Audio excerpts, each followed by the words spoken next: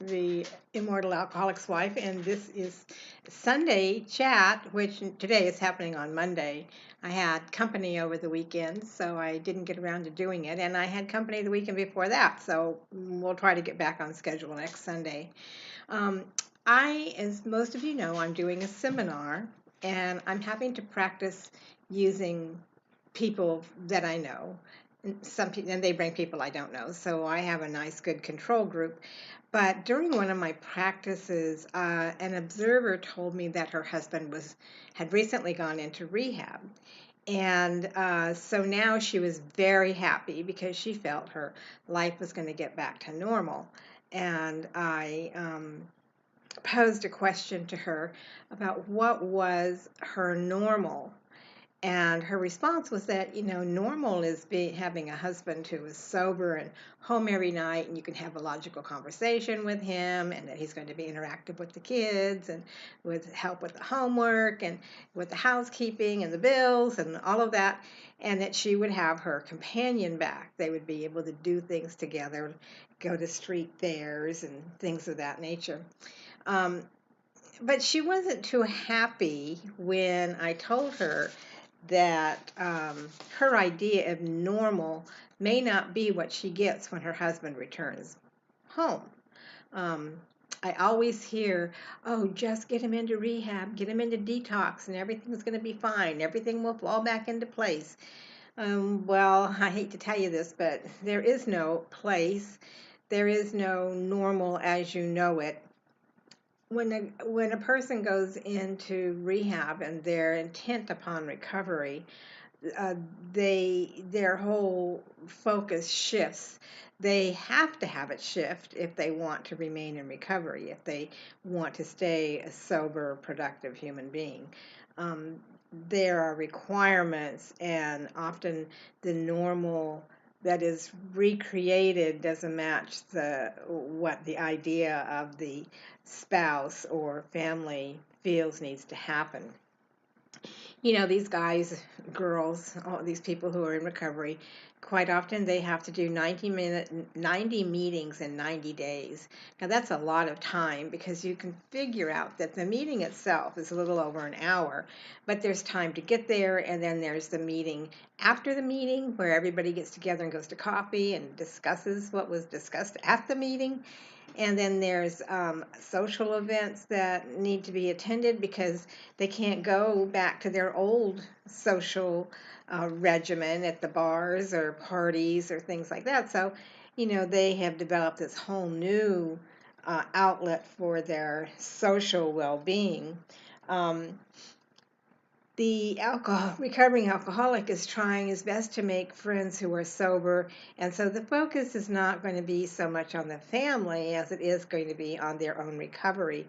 And you can say that that's good. My opinion is that there needs to be a balance, but quite often the balance is tipped in favor of the recovery for quite a while, at least until the feet are back on the ground.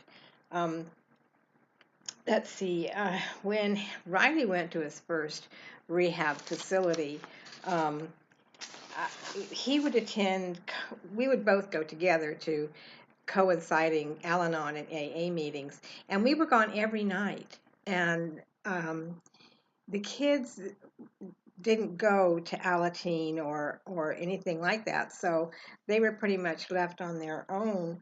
But that was the extent of our time together.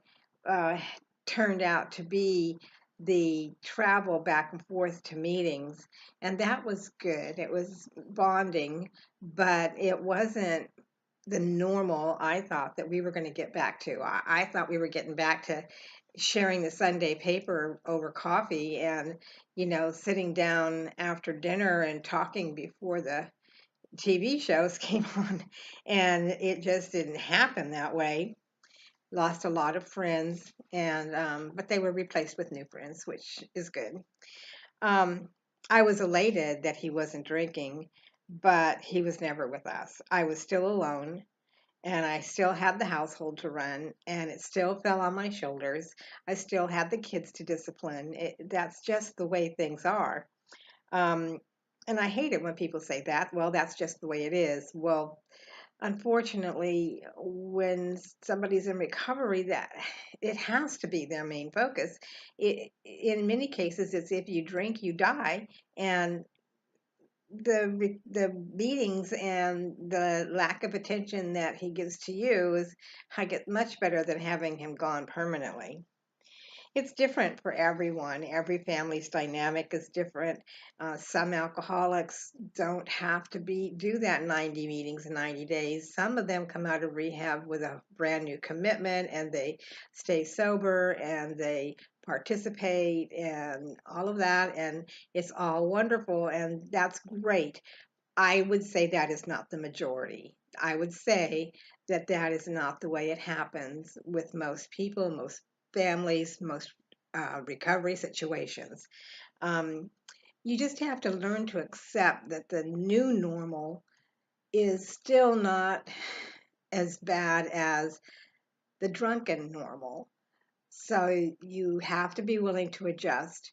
And yes, it's great, they're in rehab, but it's not going to be all roses and flowers and honeymoon time. Just create your normal in a way that you can live with it, and everything is going to be fine. I'm not going to tell you that he or she. When I say alcoholic, I always think of he because mine was my husband, but it can be anybody. But when there comes a time when the alcoholic may relapse, and that might be a surprise to you. It might anger you, and rightfully so. But you have to anticipate that it might happen and be prepared for that possibility. And the more prepared you are, the less hard it's going to be to accept. So enjoy the sobriety while you have it, but know that it may not last. And if it doesn't last, you've got to go forward from there. And in spite of all of that, in spite of how many meetings he goes or how much time he spends with you, you still have to have your own life.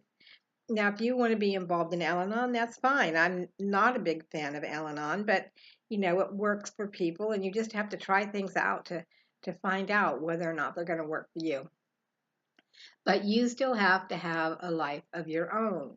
You have to continue with your own friends and your own interests and your own hobbies and your own job, your own profession. Because if you don't have a life of your own, it isn't going to matter what the alcoholic is doing. You you just need to know that no matter what he does, you're going to be okay because you have a life and it's a good life and it can happen and it can happen whether he's drinking or not. So that's one thing that you're going to have to focus on. I had a question about the book tour and I'm going to answer that. Yes, Sandy, I am coming to the wonderful great state of Texas. In fact, I have a cousin there that I have never met, and I hope to be able to touch base with him while I'm there. And I have a pretty strong following in Texas, so I plan to spend quite a bit of time there. I'm going to try to hit all the major cities. If you are in a smaller town and you want me to come, you will have to send me an email and let me know and see if we can't set up a seminar at the same time while I'm there or some other kind of function to go along with the book tour. So stay in touch with me so that we can make that happen. Um, each stop of the book tour will include a seminar, and it's one of the seminars, excuse me, one of the seminars I've been working on for the past month. There will be several different cities will have a different seminar, but there will be one, and tickets will go on sale in advance. And I'm not exactly sure when that's going to start, but I will advertise the tickets here first. Now, there will be some things that will be happening at these seminar book tours that isn't it's not going to happen anywhere else, and that is the sequel to The Immortal Alcoholic's Life, which is mostly about Riley's life and how he came into what he's doing. It's a positive spin on his past, and I hope that that will be a hit. But the only way you will be able to buy this book is at the book show, the book signing, or the seminar. It will not be available on Amazon until the book tour is over. So you will have access to that book exclusively.